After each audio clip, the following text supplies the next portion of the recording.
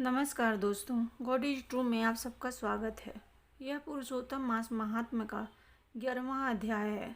इससे पहले का पार्ट मेरे चैनल पर अपलोड हो चुका है, आप लोग जाकर देख सकते हैं।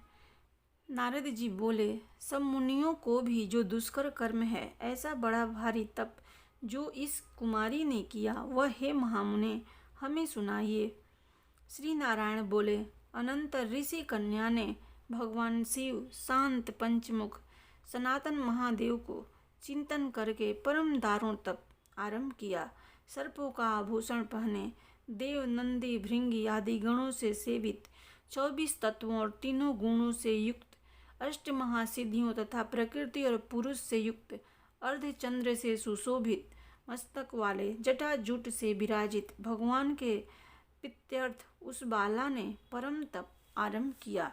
ग्रीष्म ऋतु के सूर्य होने पर पंचाग्नि के बीच में बैठकर, हेमंत और शिशिर ऋतुओं में ठंडे जल में बैठकर, खुले हुए मुख वाले जल में खिले हुए कमल की तरह शोभित होने लगी।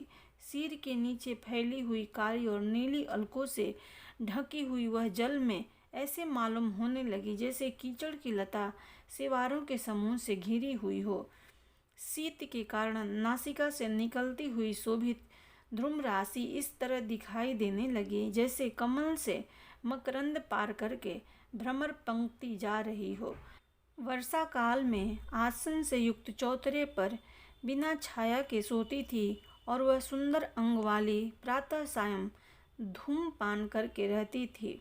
उस कन्या के इस प्रकार के कठिन तप को सुनकर इंद्र बहुत चिंतित हो गए।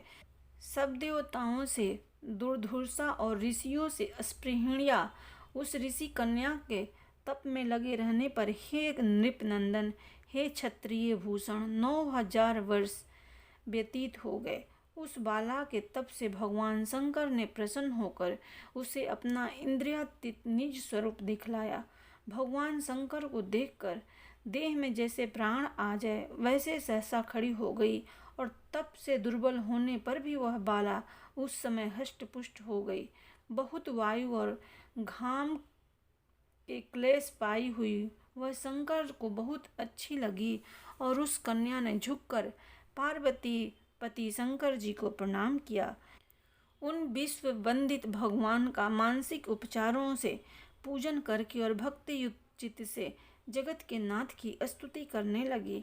कन्या बोली, हे पार्वती प्रिया, हे प्राणनाथ, हे प्रभो, हे भर्ग, हे भूतेश, हे गौरीश, हे शंभो, हे सोम सूर्याग्नि नेत्र, हे तमा, हे मेरे आधार, मुंडा स्थित मलिन, आपको प्रणाम है।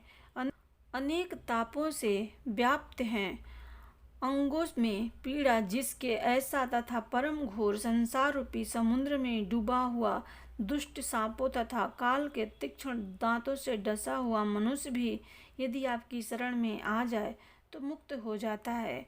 हे विभो, जिन आपने बाणासुर को अपनाया और मरी हुई अलर्क राजा की पत्नी को जिलाया, ऐसे आप हे दयानाथ, भूतेश, चंडीस, भव्य, भौत्राण, मृत्युंजय, प्राणनाथ, हे दक्ष प्रजापति के मुख को ध्वंस करने वाले, हे समस्त शत्रुओं के नाशक, हे सदा भक्तों को संसार से छुड़ाने वाले, हे जन्म के हर्ता, हे प्रथम सृष्टि के कर्ता, हे प्राणनाथ, हे पाप के नाश करने वाले, आपको नमस्कार है। अपने सेवकों की रक्षा कीजिए। हे नृप, बड़ी भाग्यवती मेधावी की तपस्विनी कन्या इस प्रकार मन से और वाणी से शंकर की स्तुति करके चुप हो गई। श्री कृष्ण बोले, कन्या द्वारा की हुई स्तुति सुनकर और उसके किए हुए उग्र तप से प्रसन्न मुख कमल सदाशिव कन्या से बोले, हे तपस्विनी, तेरा कल्याण हो। तेरे मन में जो अभिष्ट हो वह वर तू मांग। हे महाभागे, मैं प्रसन्न हूँ, तू खेद मत कर।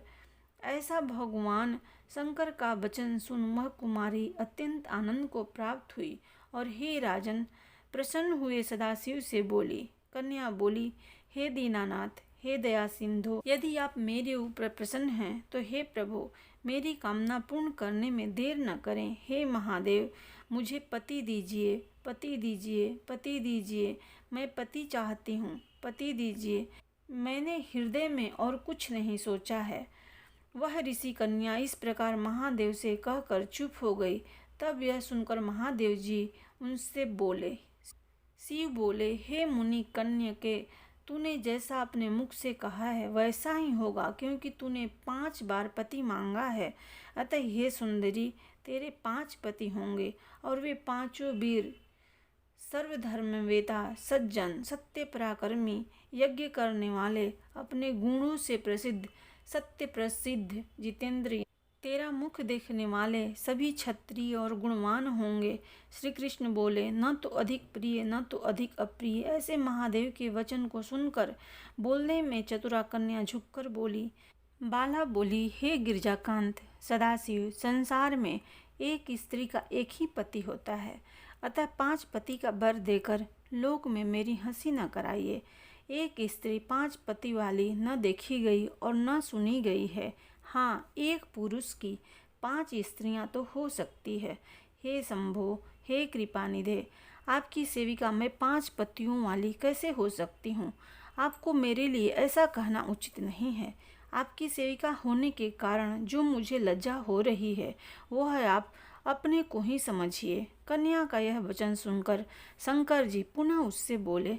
शंकर जी बोले, हे भीरु, इस जन्म में तुझे पति सुख नहीं मिलेगा।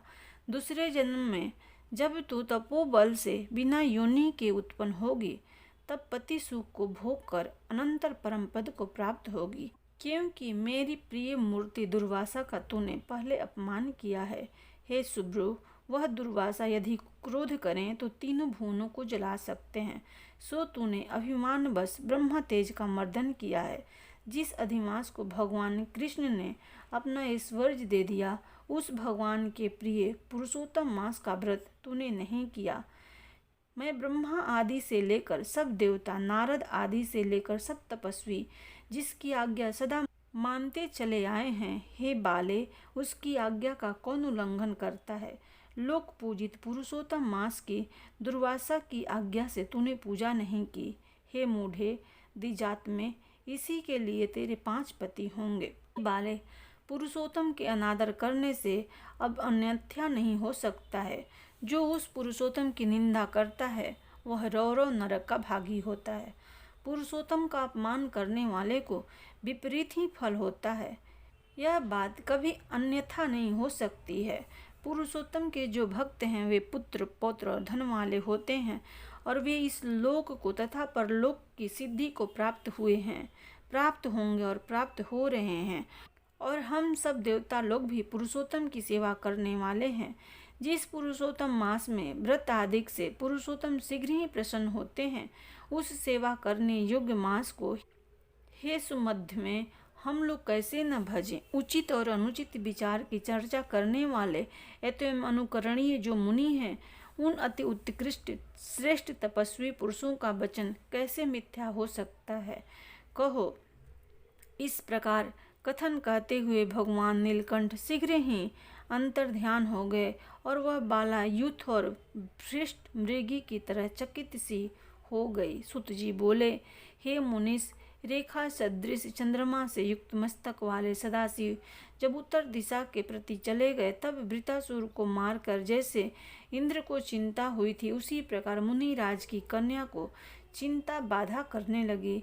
इति बृहत् नारदीय पुरुषोत्तमास महात्म्य 11वां अध्याय। प्रेम से बोलो भगवान श्री कृष्ण की जय, विष्णु भगवान की जय।